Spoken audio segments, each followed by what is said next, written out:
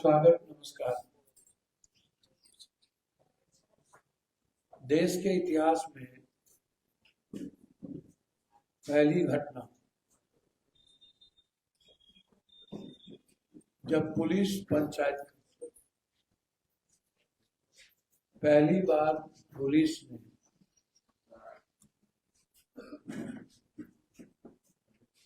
किसी बलात्कार की घटना और मौत की घटना में परिवार को बुलाकर पंचायत करने की मुखालफत और समझौता करने की एक बार भी अभिषेक रंजन को एसआईटी और सीआईडी के द्वारा रिमांड पे नहीं लिया। यह तभी दर्शाता है कि अभिषेक रंजन कितने पावरफुल और ताकतवर लोग। अभिषेक रंजन का लॉज है। अभिषेक रंजन के साथ उसकी संपत्ति की जांच, किन किन नेता और पदाधिकारी का पैसा लगा हुआ है, इसकी जांच में चाहता हूं।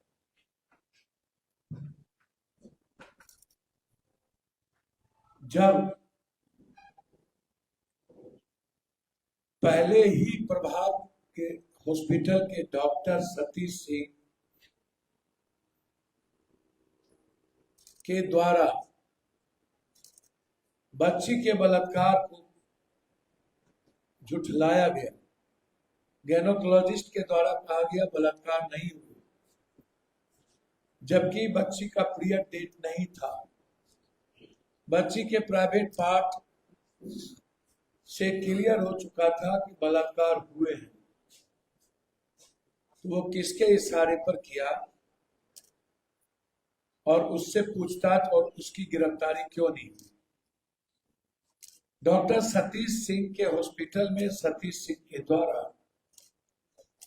27 पेज का मेडिकल समरी दिया गया। उस मेडिकल समरी में उन्होंने सभी इलाज कर लिए, लेकिन वो भूल गए कि जब किसी बच्ची की जांच प्रेगनेंसी की जाएगी तो बिना माँ बाप और भाई के दस्तखत के नहीं की जा सकती। तो फिर बच्ची की प्रेगनेंसी की जांच कैसे किया गया, किस परिस्थिति में किया गया, फिर इन पर एफआईआर क्यों नहीं हुआ। तीसरी चीज, अंतिम में उन्होंने जो मेडिकल समरी दिया है उसमें लास्ट में लिखा है कि बच्ची निमोनिया से ग्रसित थी। ये निमोनिया कब हो गया, और यदि हो गया तो बच्ची क्या निमोनिया से मर गई। जब बच्ची के शरीर में जहर नहीं पाया गया, आपने नहीं लिखा, तो फिर निमोनिया समरी कह करके निमोनिया का इलाज तो आपके यहाँ भी हो सकता था, फिर आपने ट्रांसफर कैसे कर दिया। और जब खुद ही एसआईटी कह रही है कि किसी अभिषेक नाम का डॉक्टर ने लगातार सतीश सिंह को प्रेशर दे रहा था कि इसको पुलिस में मत भेजिए।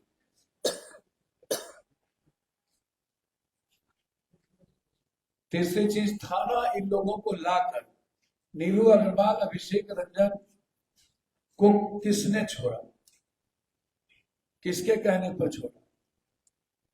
पांचवी चीज,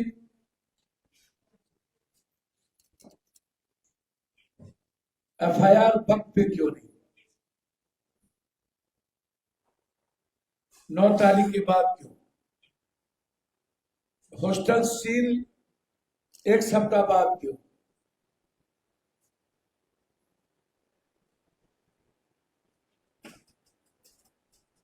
तो आपने सारे पहलू की जांच नहीं की और प्रभात हॉस्पिटल के कहने पर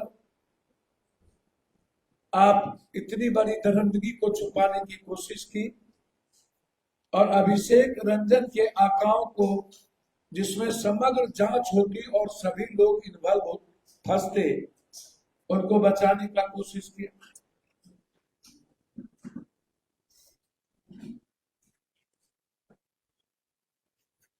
और उसके बाद पहले कहा गया कि बच्ची ने टेबलेट खा ली।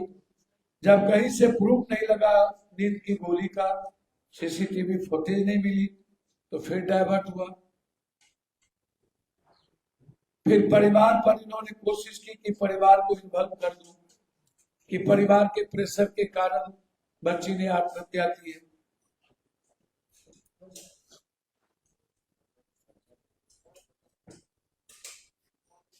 दो साल पहले बच्ची और बच्चे की ममेरी बहन, मौसेरी बहन 3 और एक फुफेरा भाई जहानाबाद के किसी होटल में बच्ची के बर्थडे पर परिवार के लोग जुटे थे। उस को जहानाबाद के मजियागांव गांव में जाकर बच्ची के फुफेरी बहन की शादी का वीडियोग्राफी लाना और उस फोटो के आधार पर पूरे परिवार को तंग करना कि ये 2 तारीख का फोटो है। 5 तारीख को बच्ची आई और वो फोटो आज से 2 से 3 साल का है, उसको एडिटिंग करके तंग करना। आखिर किसको बचाने के लिए इतने लंबे इतिहास रचे गए हैं।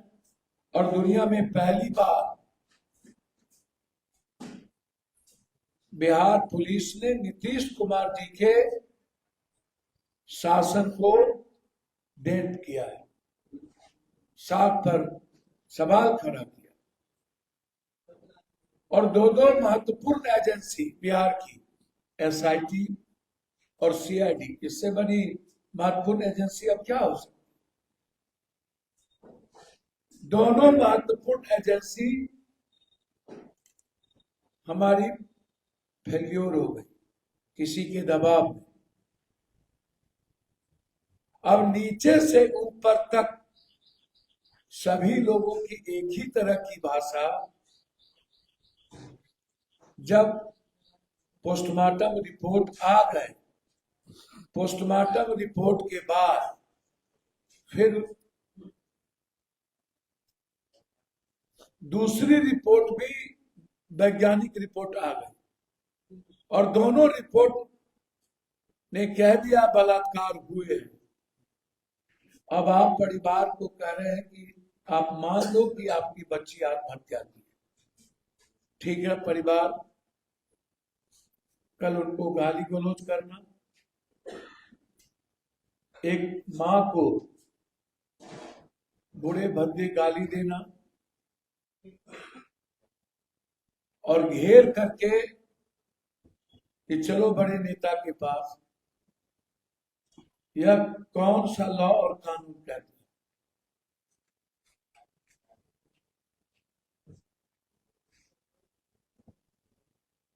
सभी की भूमिका की जांच होनी चाहिए। पिछले दरवाजे से बच्ची को क्यों ले जाएंगे।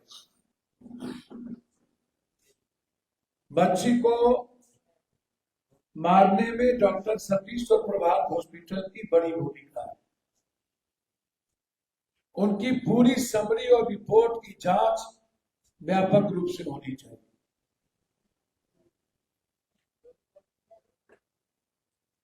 अभिषेक और निरंजन के साथ किस किस नेता पदाधिकारी का पैसा है व्यापक हो। और अभिषेक के द्वारा मनीष रंजन के द्वारा किस किस नेता पदाधिकारी को लड़कियां परोसी जाती, इसकी भी जांच।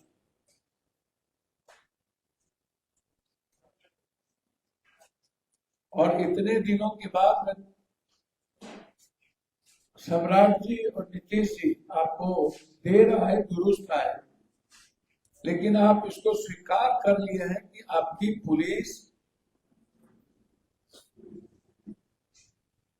बिल्कुल निकम्मी है, निर्दोष को फंसाती है, सही आदमी को जेल भेजती है गलत आदमी को बचाती है। आपकी पुलिस पॉलिटिकल डाटा से अप्रभावित है। आपकी पुलिस राजनीतिकरण का एक उदाहरण हो गया है और सिर्फ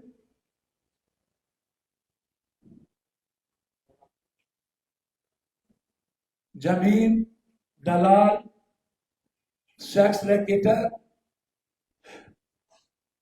बालू, शराब माफियाओं को संरक्षण करती और उसके से पैसे पाती।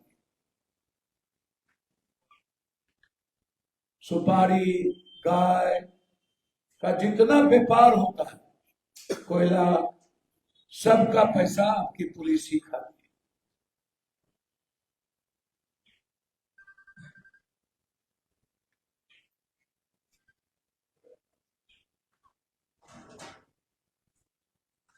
लगातार हम बोलते रहे हैं, पॉस्को एक्ट नहीं लगा, लड़ाई लड़े, बलात्कार स्वीकार नहीं हो रहा था, लड़ाई लड़े। अब जाकर कल जब बातें बढ़ गई उस परिवार के साथ, तब जाकर आप अंतिम निर्णय सीबीआई इंक्वायरी का लिए और आज आपने उसको सीबीआई इंक्वायरी के लिए भेजा। हम चाहते हैं कि सीबीआई इंक्वायरी हाईकोर्ट या सुप्रीम कोर्ट के वर्तमान किसी न्यायाधीश के मॉनिटरिंग में हो, हर कीमत। ये मेरा आग्रह है कि इसकी मॉनिटरिंग सुप्रीम कोर्ट के आदेश और हाईकोर्ट के नेतृत्व में। लगातार सदन में ये मामला मैं उठाता रहा और मुझे डर है कि पुलिस निर्भया के परिवार को किसी केस में फंसा सकती है या उसको मरवा सकती है। ये बात उनकी मां ने मुझसे रात में कही कि हमको डर है कि पुलिस हमको मरवा देगी या हमको फंसा देगी, हमको सुरक्षा दी जाए।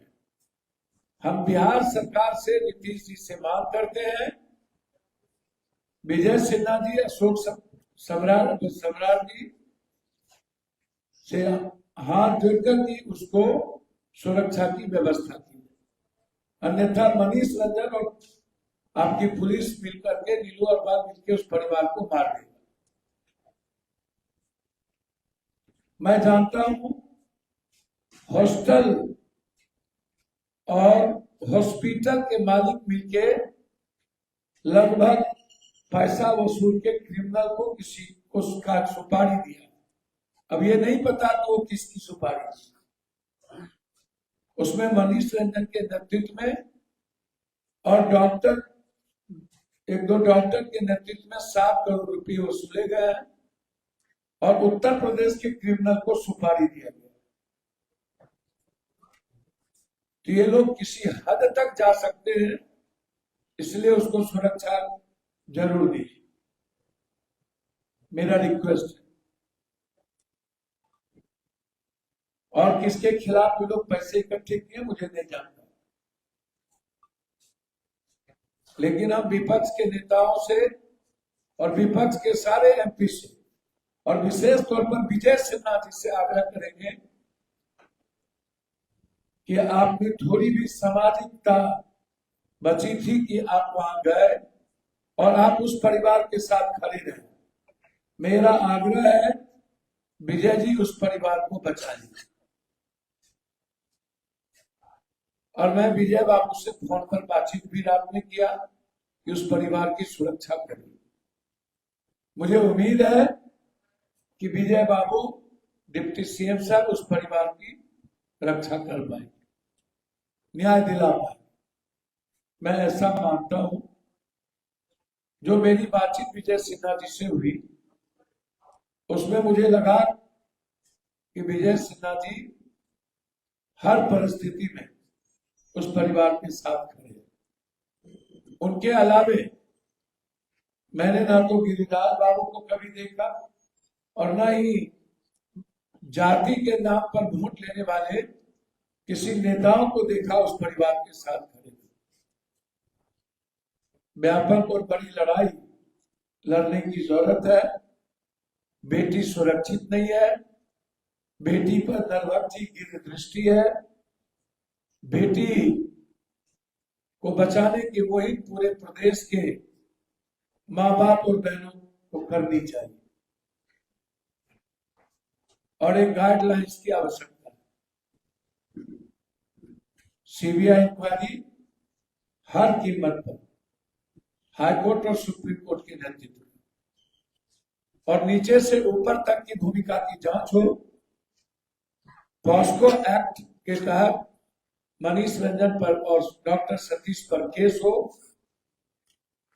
जब तक सीबीआई इंक्वायरी ना हो तब तक मनीष रंजन को जेल से ना निकला। दूसरी चीज, जो मर्डर स्वराज का हुआ, सूरज का, उसी दिन BR11 BG 1319 गाड़ी से प्रताप सिंह, विजय सिंह, रतन सिंह, ये तीनों BR11 BG 1319, लोकेश झा नाम है, उसका फोन नंबर है 7988350780। इसके साथ ये लोग सिलीगुड़ी गए। आप दोनों कॉन्टेक्ट भी चेक कर सकते हैं।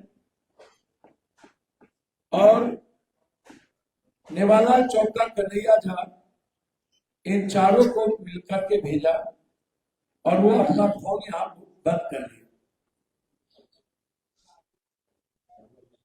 अभी ये लोग सिलीगुड़ी में है। 2 दिन ये सिलीगुड़ी में दोस्त के यहाँ रहे और उसके बाद लोकेश झा के साथ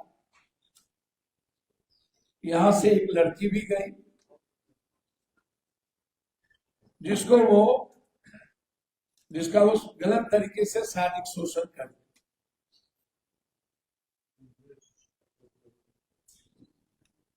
और मुझे खबर है कि आज वो लोग आने वाले भी पूर्णिया थे किसी पर। अब तो शायद उन्हें पता चल जाएगा। तो पुलिस को ये खबर क्यों नहीं है कि BR1 BG से 1319 से सिलीगुड़ी गए? ये खबर क्यों नहीं है कि लोकेश झा गाड़ी चला के गए?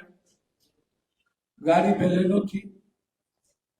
पहले लोकेश झा दारू बेचता था। नंबर बंद है 7988350780। क्या इसका ट्रेस नहीं हो सकता था?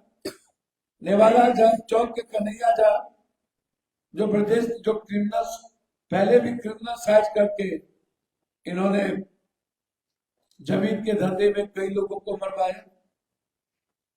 इसलिए मैं चाहूंगा यहाँ के माननीय DIG साहब से, SP साहब से दालकोला और दोनों सिलीगुड़ी चेक पोस्ट को देखा जाए और ये लोग सिलीगुड़ी में है और ये लोग इसमें इन्वॉल्व है और ले जाने में बेलोनो गाड़ी का इस्तेमाल हुआ, इसकी जांच की जाए।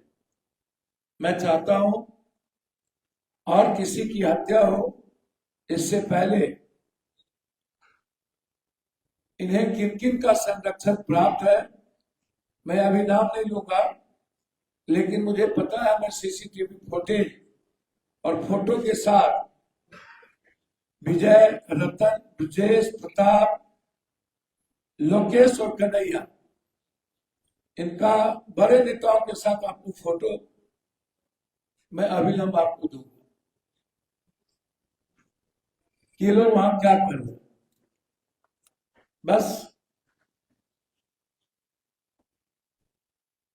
इंस्पेक्टर राज और महागुंडा राज दोनों की मिली भगत से प्रदेश में कोई भी व्यापारी, कोई भी आम आदमी सुरक्षित नहीं है। कोई भी सच बोलने वाला सुरक्षित नहीं है। पूरा प्रदेश इंस्पेक्टर राज के कि खौफ से त्रस्त है, कब कौन किसको फंसा देगा, कब किसको जेल भेज देगा, कब किस गुंडे से मरवा देगा, और मरवाने में इन दोनों की भूमिका बराबर की शामिल। इसीलिए पुलिस और गुंडा मिलकर के इस प्रदेश को चला रहे हैं, और इस प्रदेश में तय दोनों करते हैं कि किसको मारना है, किसको क्या करना है। धन्यवाद।